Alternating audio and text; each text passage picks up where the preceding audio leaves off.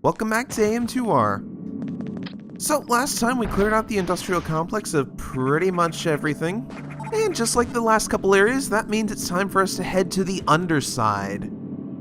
This is sort of the last breeding grounds in the game, actually, believe it or not, and it is by far the most deadly. For starters, it's primarily Gamma Metroids that we'll be fighting down here. A couple Alphas here and there, but mostly Gammas. Thankfully, they're taken out in just 2 supers, so if you can get those shots just right, they won't last terribly long, which is probably good for our health, because for a number of reasons, going through this place on hard mode is quite the task. Let's just put it that way. So much so to the point where I just came back up here to restock on super missiles. Probably not strictly necessary, but definitely a good idea.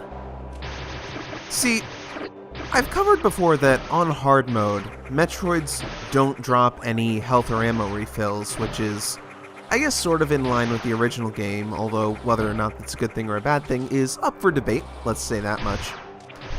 But more to the point, these little cactus-esque, I guess they're not really cactus-esque, but just the thorny plants that you see giving off light up there, those do actually drop refills for you on normal and easy mode. Again, they don't do that on hard mode, so that's another way the game is sort of depriving you of resources on the higher difficulty here. Which means every missile and health pickup you can get from just the other enemies around here matters that much more. And I guess I may as well address the elephant in the room from that statement. There is actually some lighting effects going on down here. This is the first we've seen of this game's lighting engine, actually, but it's not the most noticeable here, but you can see that Samus and Gamma's electrical attacks actually give off this aura around them that, well, lights up the darkness. But they're not the only things that do that. There are plants and other things around the area that fulfill similar roles. But as a result, the breeding grounds actually feels extremely isolating and, I wouldn't say scary, but definitely very creepy. Now, as far as I'm concerned, there's only kind of one moment where this game feels at all remotely scary, and we'll get to that when we get to it, but creepy is absolutely the vibe I get in this place, and I like it a lot. It's the final breeding grounds, it's the final big cluster of Metroids that we deal with, so it makes sense that it's also the most ominous and foreboding of them all. But yeah, these enemies flying around here, those are really your only source of pickups in this place, and thankfully they're not too uncommon to find, so if you really needed to farm, which I think I'm going to actually later in this video, you can, but it's a bit of a pain. And also, hi, Gammas. Yeah, down here is where you can really start to see some of the lighting effects in action. You can see a lot of plants just giving off this faint light, like those flowers giving off a little bit of blue, and I think off to the side in a moment you'll be able to see, once I recover from this that is, down here, near those cactuses, you can actually see these little, like, firefly looking things that give off probably the most light of any non-Samus, non-Metroid object in the area. So those guys actually have some interesting properties, namely, if you use your charge beam, they actually get drawn in to the light of the charge beam. And that's another thing that gives off light is your beam shots, as you can see. So you can sort of use that with your charge beam as almost a flashlight, but it doesn't exactly illuminate that much around you, but it is a very cool effect that I appreciate a lot. Now, I'm hoping to get a super missile drop here because we need one for an item that's in this area.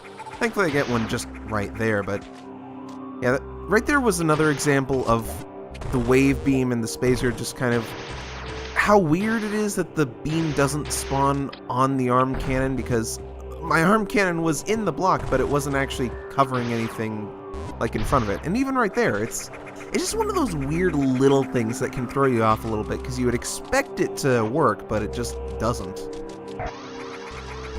Now, this item can take quite a bit of thinking and trial and error to figure out what to do your first time through, but once you realize what you're supposed to do, it's not too hard. But it is, I would say, one of the trickier puzzles, so yeah, you have to find a way to get down to those crumble blocks to get rid of them, and then Shine Spark to actually get the Super Missile. Well, thankfully that brings us up to 3, so dealing with Gamma should be a little bit easier. Not trivial though, oh no, but easier for sure. And as we just keep getting further and further into this place, we can see it just gets darker and darker as time goes on.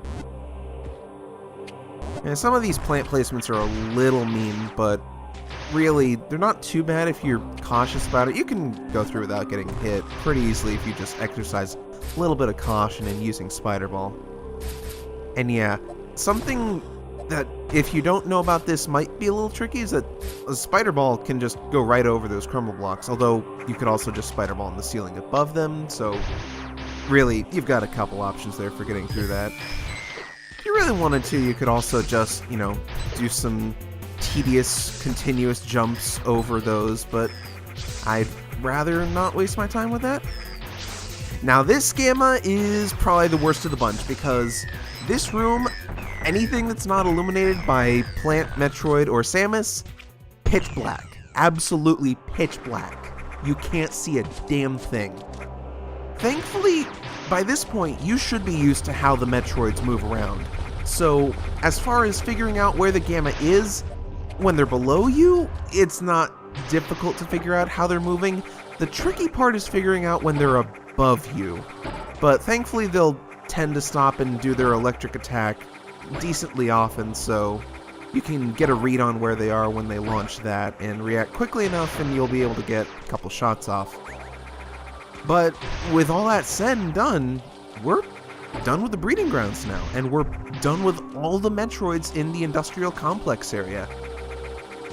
It's kind of hard to believe it came and went so quickly, like so many other areas, but it's just when you know what to do.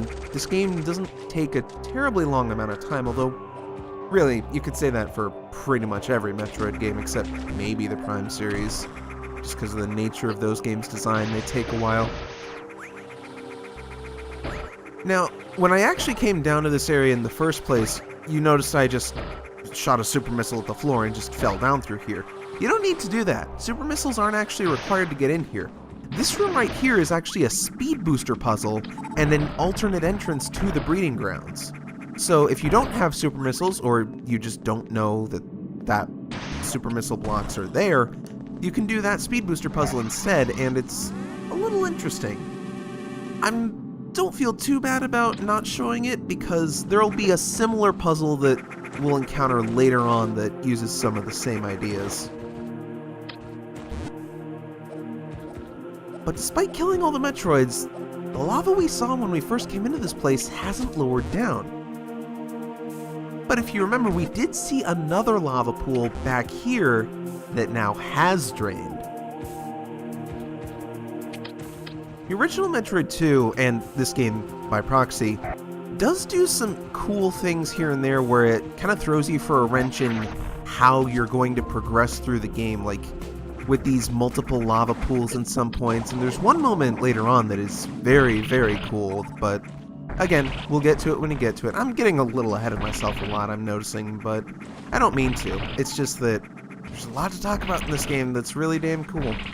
But at the same time, I can't get to it too quickly. I mean, we haven't even seen some of the best stuff this game does yet.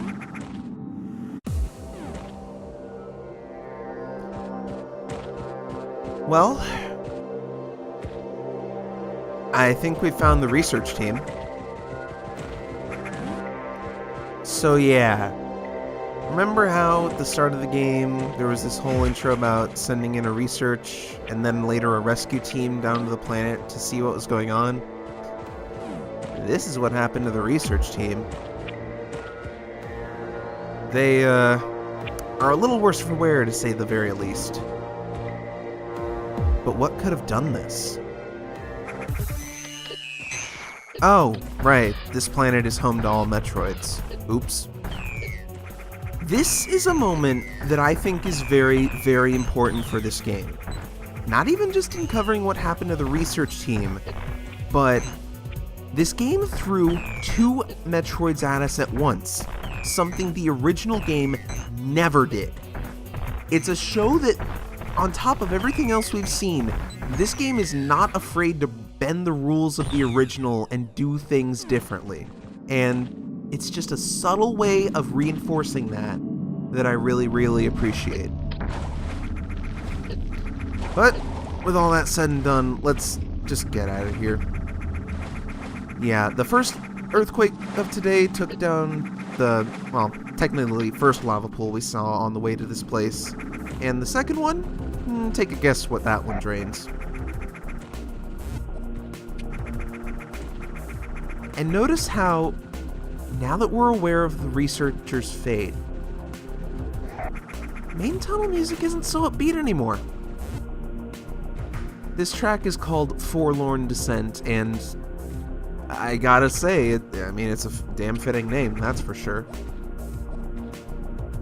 It's also probably one of my favorite tracks in the game. I don't know if I like it as much as the initial Descent theme, but it is very good and extremely moody. So, I have to give it points for just being very fitting of the situation. Unfortunately, we aren't going to hear it for long down here because, well, we're going right back into some atmospheric cave sounds, but yeah, those green crystals, like everything else in this universe, are color-coded, so you see something green, you shoot it with a super missile. And as you might be able to tell by the logbook, those are actually cordite crystals, a reference to Metroid Prime. And in that game, cordite was also destroyed by super missiles, so there's a nice little bit of universal consistency there with having you do the same in this game. I like it. And this part is just built for speed boosting. It's really fun. Like, straight up, it is designed around the idea of, well, you got your speed booster, let's give you a couple rooms of just mindless running fun, because, it's just fun to go fast. What can I say? But yeah, since this place used to be essentially a mining area, there's still some old and even working machinery down here from back when they were mining out cordite crystals. And speaking of cordite crystals, looks like our little machine got stuck on one, so all you gotta do is just find a way to get to it, and, well, I don't think we did a great job of mining that one, but hey, whatever works. I appreciate that this drill doesn't overstay its welcome, but much like the Autod, I kinda do wish we got to do a little bit more with it, at least in a later part of the game or something. I don't know. There could have been some interesting environmental puzzles surrounding these things, but, well, I suppose I'd rather it go a little underutilized than be used to terrible and evil effect. But we've dug deep into the cordite mines now, and hopefully next time we don't dig ourselves a grave. See you then.